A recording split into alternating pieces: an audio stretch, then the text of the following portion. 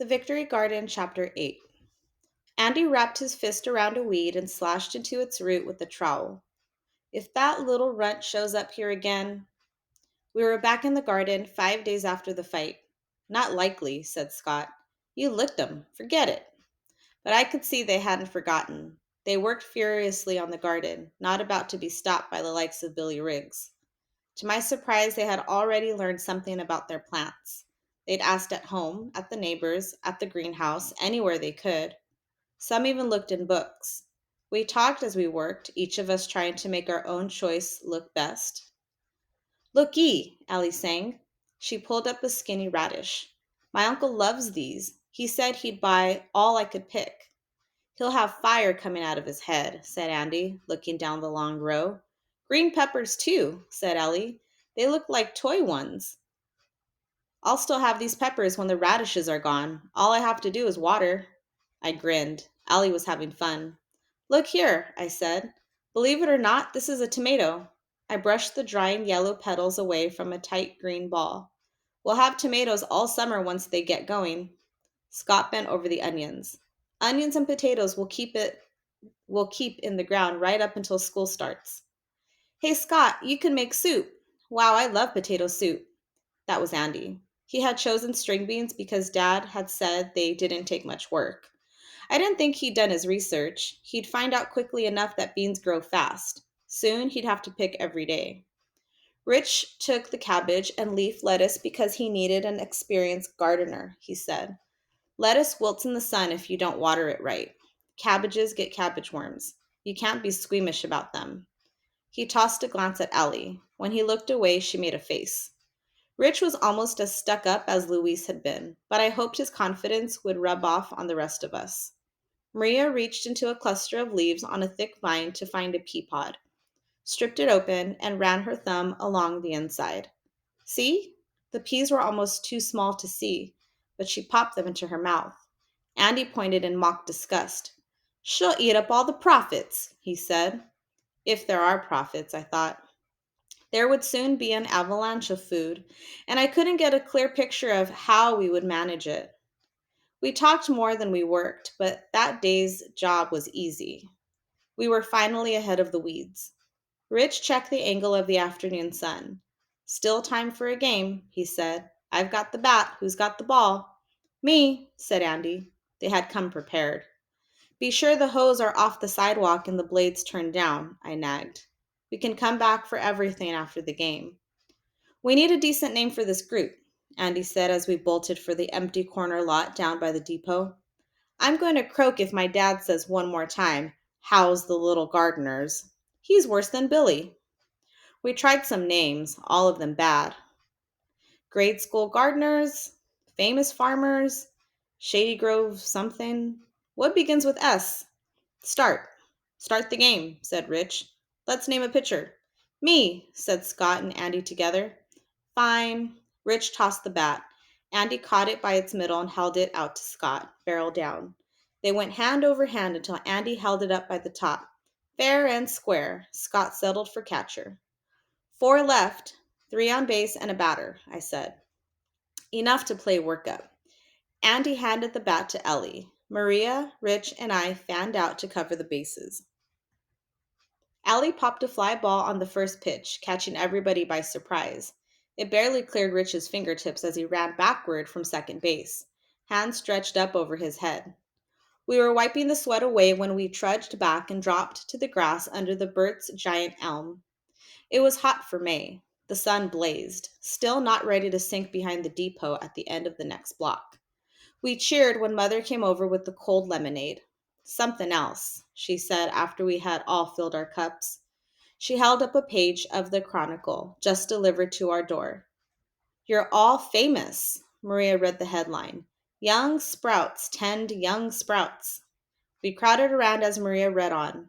6 brave youngsters have taken on Tom Burt's sprawling garden. Mr. Burt is recovering from injuries suffered in a tractor accident. Mrs. Burt reports to the Chronicle that he is doing well. Rumor has it that the kids are out to win the Chronicle's Great Tomato Duel. That should make for some rivalry at neighbor Alan Mark's house. His daughter Teresa is one of the young gardeners. Others are... and their names were listed. We read it again and repeated the headline: Young Sprouts Tend Young Sprouts. Like it or not, we had our name. By Saturday, we were proud of it. Kids at school had crowded around us, and as word spread that we would sell our vegetables for war stamp money, merchants had called Dad to say they would help match our earnings. I hadn't told a lie. We spread out and made short work of the weeds. They came out almost willingly as a light rain during the night had done the watering for us. Mother was at the dining table reading a letter when I came in from the garden. From Jeff? I asked, although if I had looked at the envelope, I would have known it wasn't. From grandmother in Seattle, she said, meaning her mother. I just finished. Her smile was bright, as if she had just had a long, happy visit with her family. Here, read it out loud to me. I wanted to hear it all again. It was a long letter, the best kind. We think of your Jeff every day. We do what we can for the war effort, as I know you do back there. Your sisters have both gone into war work. Christine. My oh my, women never did that in my day, but how I admire them. We are a more spread out family than ever now. Jane has gone down to San Diego and works in an aircraft factory. Can you believe that slip of a girl drives rivets into airplanes? She says you should see the planes, huge ones, all lined up in double rows, going down as far as the eye can see, all under one big high roof.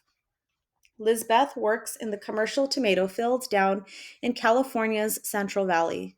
She says they've been told that their tomatoes go overseas to the troops. They say the tomatoes are good for the pilot's night vision. I thought Teresa would want to know that. Tell her to keep up the good work with those tomatoes at home. How I wish I could see her. Dad's still a spotter. He knows the look of every enemy plane, although he's never spotted one flying over. I roll bandages for the Red Cross. It's not a lot, but every little bit helps, we hope. You asked if we were still frightened up here. No. I admit we were shocked last year to learn that Japanese troops were in Alaska, but the newspapers may have overreported that. The Japanese weren't in mainland Alaska, but on two small islands quite far away. She means Kiska and Attu, I said, looking up at the map on the wall, then read on. It would take better bombers than Japan had to get clear over here. Still, it was closer than anyone would like, except the Japanese. As you will have heard, we're safe now. I've enclosed a news story in case you haven't seen it. In fact, I had that story in Jeff's scrapbook because B-24 has helped at both islands. I read it again from grandmother's clipping and shivered. Last week, U.S. troops were climbing the jagged snow-covered peaks of Attu Island, digging out the remnants of the Jap occupation force.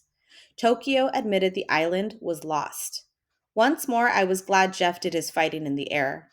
When will we go see grandmother? I asked. I knew the answer, but I asked anyhow. After the war, my mother said.